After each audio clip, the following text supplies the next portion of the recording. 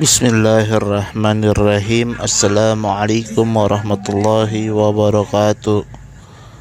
Alhamdulillah, pada anakku sekalian, pada kesempatan kali ini kita akan mempelajari yang namanya sejarah kebudayaan Islam, yang alhamdulillah sudah mencapai halaman 10, yang nomor D, yang huruf D, keperwiraan Rasulullah dalam perang Khandaq.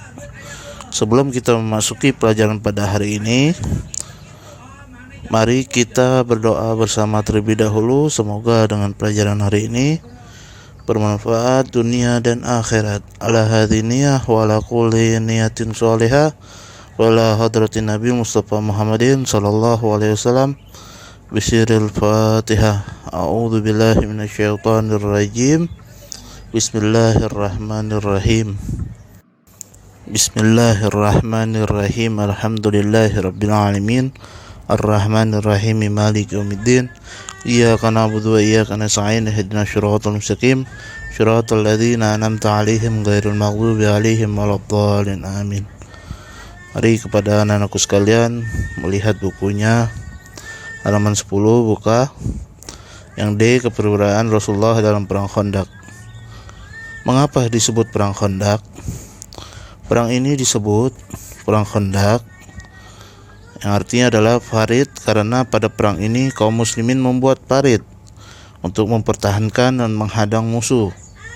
Selain itu, perang ini juga disebut perang Ahzab, yang artinya adalah golongan-golongan, karena pasukan kafir terdiri dari beberapa golongan yang bergabung menjadi satu dengan pasukan kafir Quraisy. Perang Khandaq terjadi pada bulan Syawal tahun 5 Hijriah. Bani Nadir menghasut agar kafir Quraisy menaruh dendam kepada umat Islam yang sudah sejak lama ingin menghancurkannya.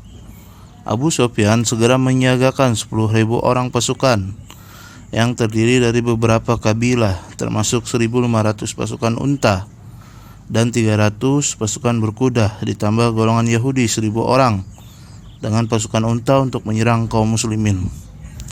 Bersamaan dengan itu, Rasulullah segera mengadakan musyawarah untuk membahas strategi pertahanan terhadap kota Madinah. Seorang sahabat bernama Salman Al-Farisi yang berasal dari Persia mengusulkan agar kaum muslimin membuat parit, yaitu Khandaq, sebagai benteng pertahanan di sebelah utara kota Madinah. Usul itu pun diterima oleh Rasulullah sallallahu alaihi wasallam. Segeralah kaum Ansar dan Muhajirin yang berjumlah sekitar 3.000 orang bergotong royong membuat parit dipimpin langsung Rasulullah.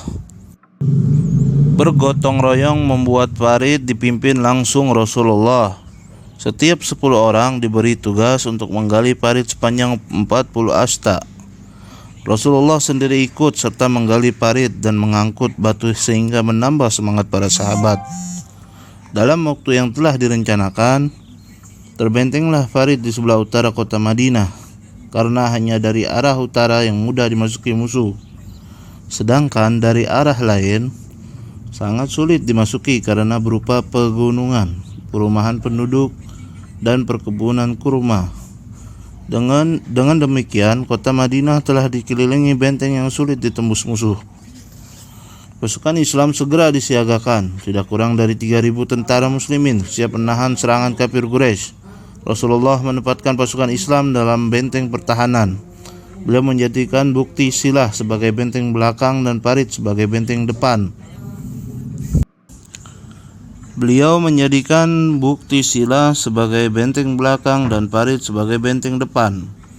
Bendera pasukan Islam dibawa oleh Zaid bin Haris dari golongan Muhajirin dan Sa'ad bin Ubadah dari golongan Ansar. Ketika pasukan kafir Quraisy mulai memasuki kota Madinah untuk melakukan penyerangan, mereka terkejut menyaksikan kota Madinah yang telah dikelilingi parit. Beberapa orang dari mereka mencoba menerobos parit tetapi gagal. Setiap hari pasukan Quraisy berusaha menyeberangi parit tetapi selalu gagal. Akhirnya mereka mengepung kota Madinah. Mereka mendirikan kemah-kemah di sekitar parit. Pengepungan itu berlangsung hampir sebulan lamanya. Sementara itu Nu'aim bin Mas'ud mohon izin kepada Rasulullah untuk memecah belah musuh. Nu'aim memulai taktiknya dengan menemui pemuka Bani Quraidah dan menasihatinya supaya tidak bersekutu dengan Kabir Quraisy, dengan alasan jika ternyata Islam yang menang, mereka akan terusir seperti golongan Yahudi lainnya yang sudah terusir dari Madinah. Nu'aim juga menyarankan agar menahan beberapa Kabir Quraisy sebagai jaminan. Akhirnya pasukan Islam menang dalam perang tersebut tanpa harus berhadapan langsung dengan musuh. Allah Subhanahu wa taala telah memenuhi janjinya untuk memenangkan pasukan Islam, menolong hambanya dan mengalahkan pasukan Ahzab dengan kekuasaannya. Disinilah bahwasanya dalam cerita ini ada suatu yang menarik. Ternyata di dalam perang Khandaq ini ada yang menarik, yang termasuk terjadinya duel Imam Ali karramallahu wajhah dengan seorang perwira Kabir Quraisy, yang mana satu orang itu bisa melewati kudanya dengan Khandaq tersebut, parit, sehingga berduellah dengan Imam Ali. Ketika itu duel Imam Ali bersama perwira Kabir Quraisy. Sebelumnya Kabir Quraisy tersebut beliau menantang kaum muslimin. Mereka pada takut karena melihat siapa orang itu, karena udah tahu orang itu bahwasannya sangat pemberani dan jago dalam peperangan, sehingga nggak ada yang berani. Kata Rasulullah, siapa yang ingin mau menerima tantangan dia? Ternyata Imam Ali lah yang menunjuk sampai 3 kali, sehingga Rasulullah di situ berdoa, ya Allah, menangkanlah Sayyidina Ali.